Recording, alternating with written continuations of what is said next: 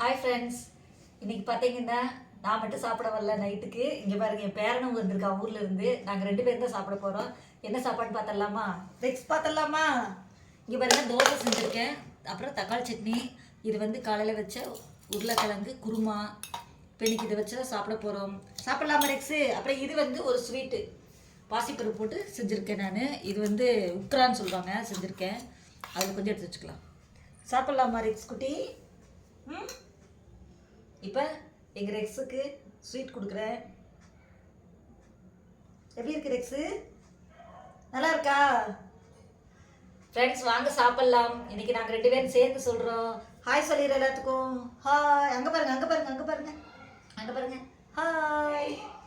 வாங்க ஃப்ரெண்ட்ஸ் சாப்பிட்லாம். இன்னைக்கு நம்ம வீட்டில் நைட்டு இதுதான் சாப்பாடு.